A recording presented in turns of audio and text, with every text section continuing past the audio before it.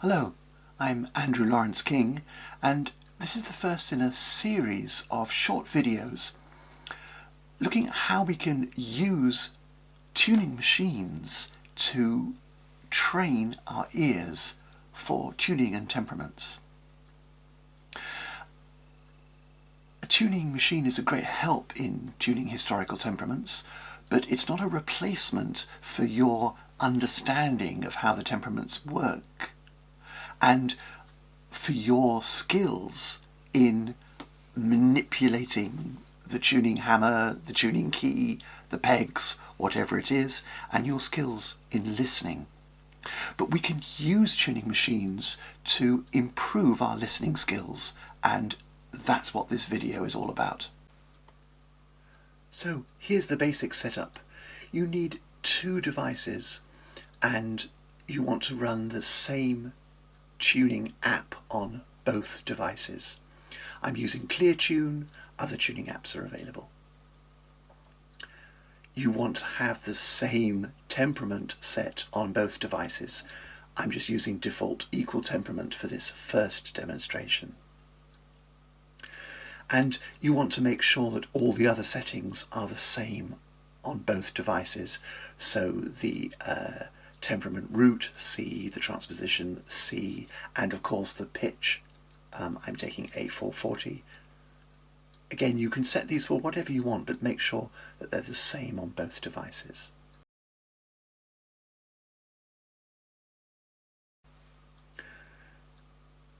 We want to use the tuning machine to train our ears, so we're going to get the tuning machine to make sounds. So select the sound option. On ClearTune it's that pitch pipe symbol rather than the tuning fork, which is how it listens. So we're selecting sound, and in the options you can choose pitch pipe waveform.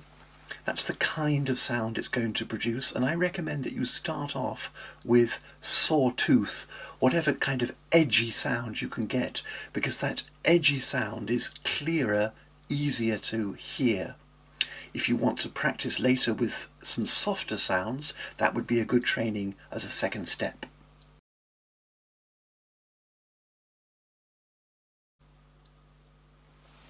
So select whichever note you like. Originally I'm going to use A, and press this button to get some sound. It's too high, so I'm moving the octave down. I'll take that one to start with. Whenever you want some peace and quiet, then you can just turn the sound off. Now I'm going to do exactly the same with the other machine. So it's already set for A. I'm going to make a sound, and here we go. Much too low. There's a good sound. I need to make it louder. You want to have the two machines making a more or less equally loud sound.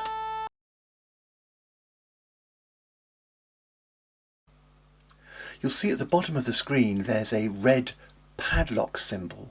This locks the machine onto the precise note, and if we unlock it, we can then move the tuning around and find all the places that there are in between A and B flat, in between A and A flat. Let's do that with some sound so you can hear how it works. So I'm locked. Here's the sound. Unlocking.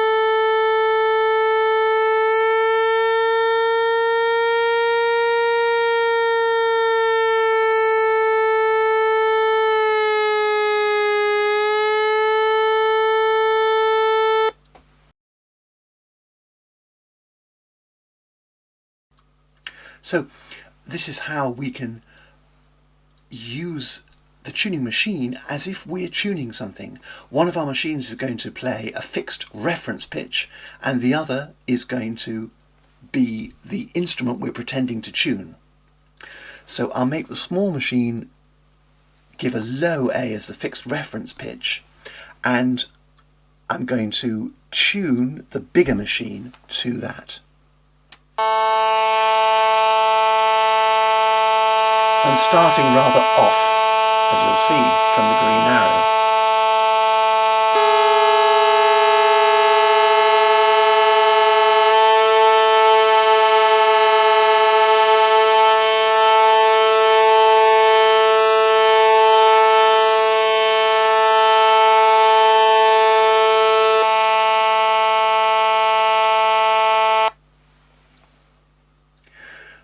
First thing is just to look for what you're listening for in general.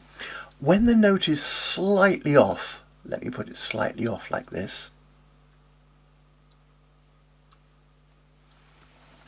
you'll hear a kind of waving, a kind of woo, woo, woo, woo in the sound.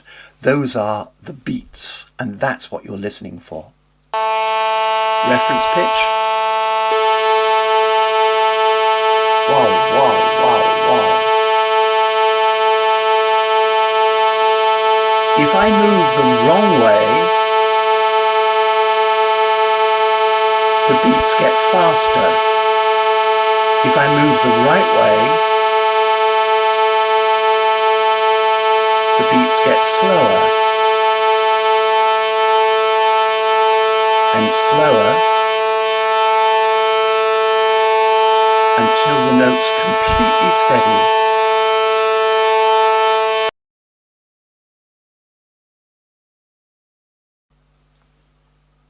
So you can train your ears by doing this same thing and simply not looking. Listening only. Close your eyes, tweak the dial, listen until you think the notes are in tune, and then look. Are you right or are you a little bit off? Try again. Practice will make perfect.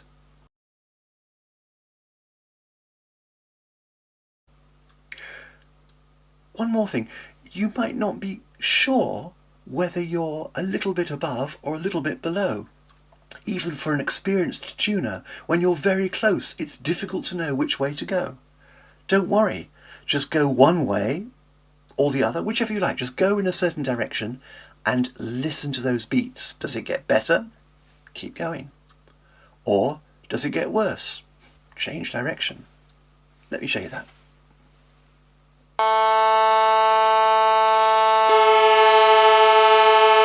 I'm not sure which way to go. It's getting worse. The beats are faster and faster. I'll go the other way.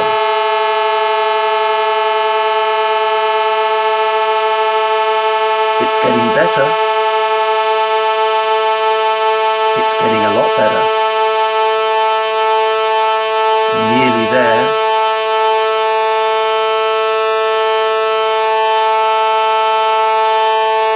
Done.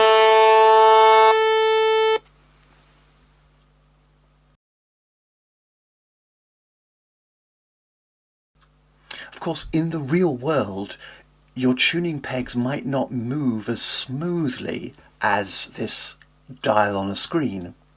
And so it's quite likely that you won't hit the spot exactly first time. You might overshoot a bit. And when you carry on going in the same direction, after improving, when you overshoot, you keep going in the same direction, now it's getting worse. Don't worry, just reverse direction and come back. You might have to home in on the target a little bit to the left, a little bit to the right. Don't worry, just listen to those beats.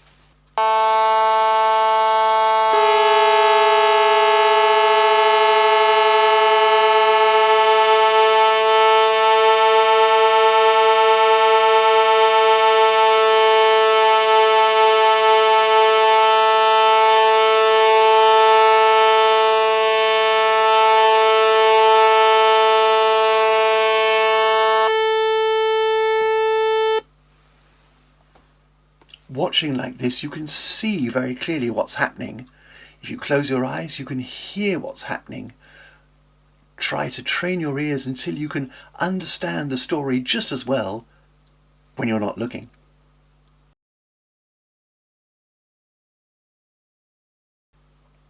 So far, we've been tuning the high octave while listening to the low octave. We can equally do it the other way around, so I'll change the octaves over.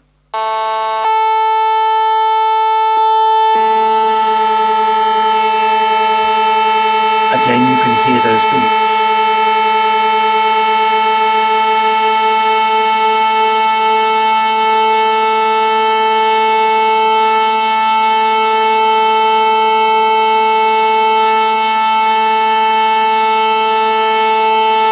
And when the beats stop, you're done. You need to be clear which note you are tuning. Before I was tuning the upper note, now I'm tuning the lower note.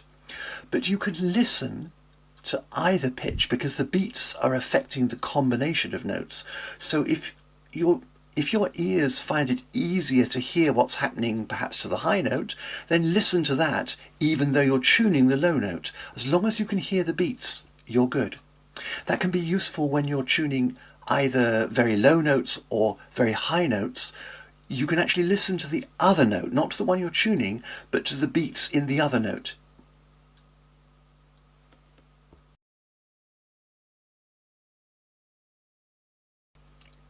It's more difficult to tune a unison, two notes at the same octave. The two notes tend to blend into one another, you don't know which one you're moving, but again just listen for those beats and you'll be fine. You don't have to know which way you're going, just go one way or the other. If it gets better, keep going. If it gets worse, change direction.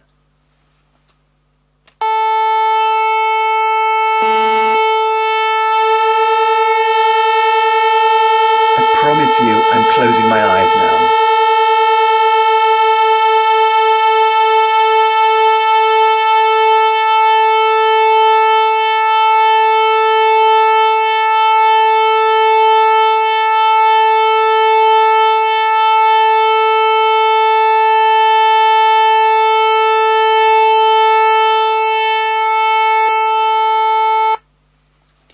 As the beats get very slow, as you get very close, you have to listen for quite a while in order to hear if the note is straight or not.